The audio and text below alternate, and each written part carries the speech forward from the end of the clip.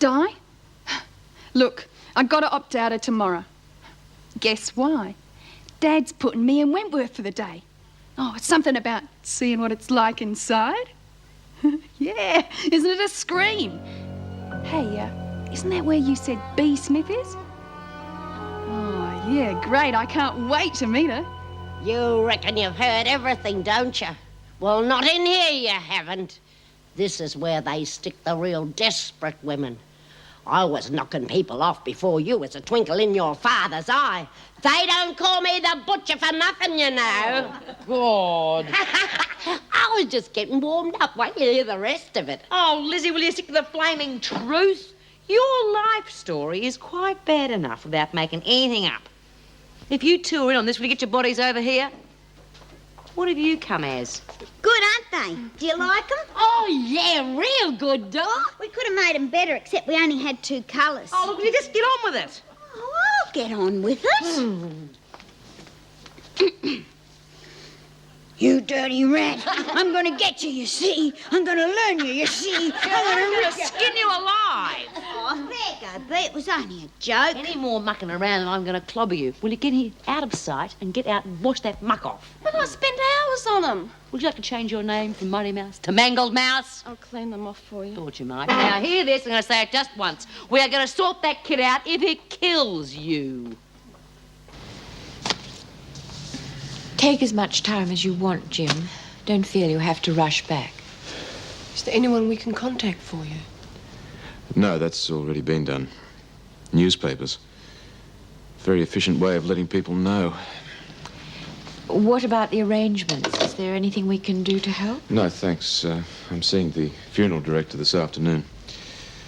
The funeral will be a fairly quiet affair. Leela's family, that's about all. I know whatever anyone says doesn't help, but if you do need to talk, please do come. Thanks, Meg. Is there anywhere you can stay for a few days? Sometimes it's better to be with family or friends. No, I'll be all right here. There's still a few things that need sorting out. There's no point in running away from it. Well, we all need time to adjust.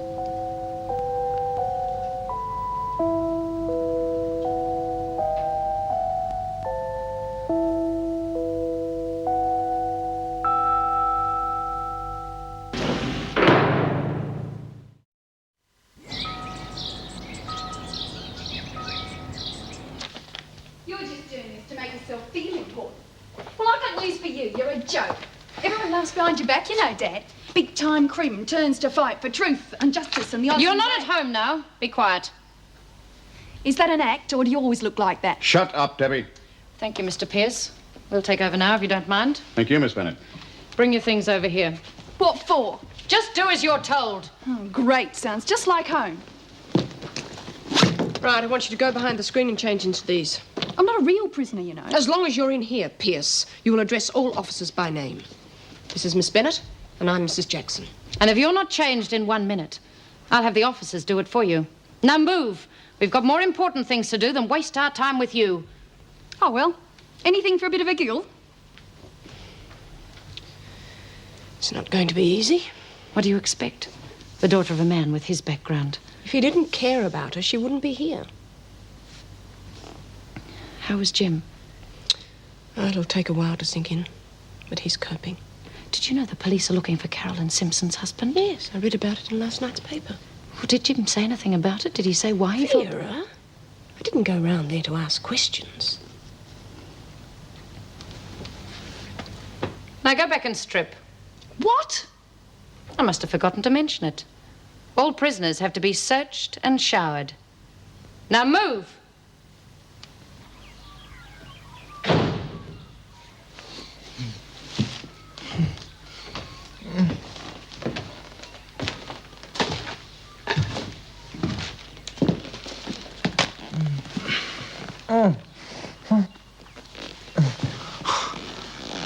Thirsty.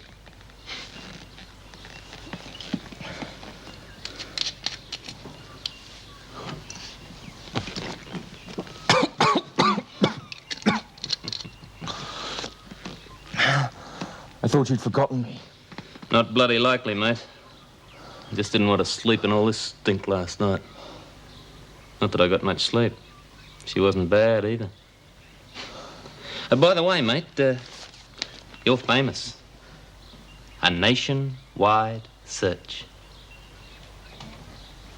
But I didn't know it was a bomb. You killed them! That's right. That makes just two of us who know that. Look, I won't tell anyone. Just let me go. I'll get out of the country. Bloody likely, old son. I've got plans for you. Tomorrow is going to be a big day for you and for Jim Fletcher. Yesterday, our timing was all shot to pieces. Cops, reporters, visitors. Tomorrow's going to be a better day.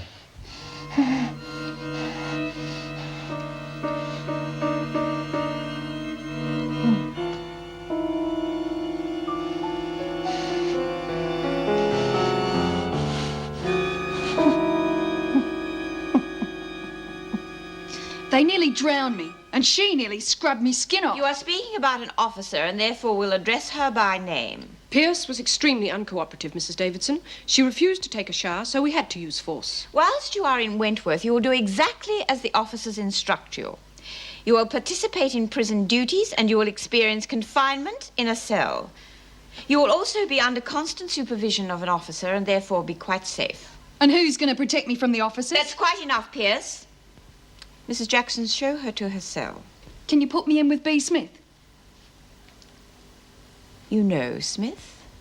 Oh, heard about her, that's all. I was told she runs this place. Then you've been listening to the wrong people. Come along, Pierce.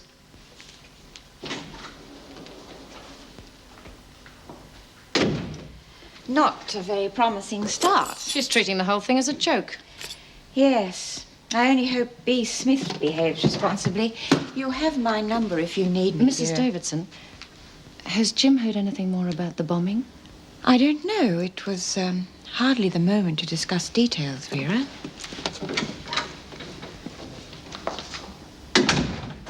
You know, Bea, for somebody who's been in jail for 20 years, his daughter's awful young.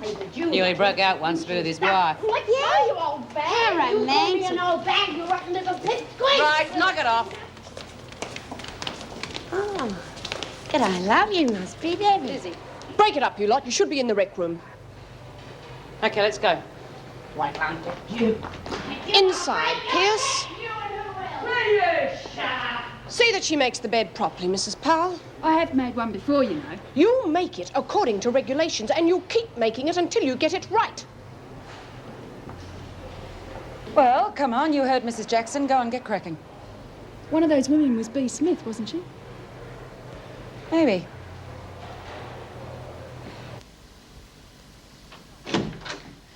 Why don't you knock? Excuse me. I was about to tell you I was going off duty. Oh, Meg, look, I'm sorry. Could you sit down for a minute? I need someone to talk to. What about? It's about Jim. I told that Simpson fellow that if he could get proof that Jim was seeing his wife, Jim would probably lose his job. You what? Well, you know the rules. Yes. And if I recall, we all bend them a little. All right, all right. I shouldn't have said anything, but I did. How was I to know the man was unbalanced?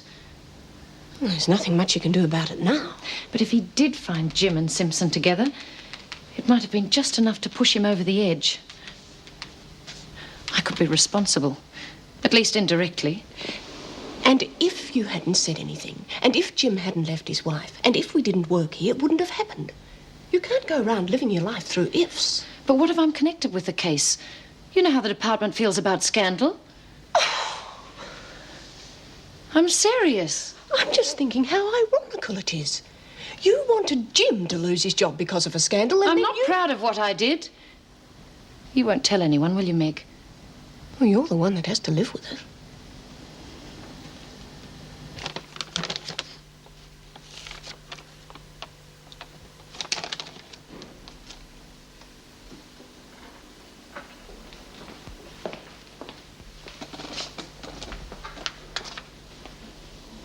Hi.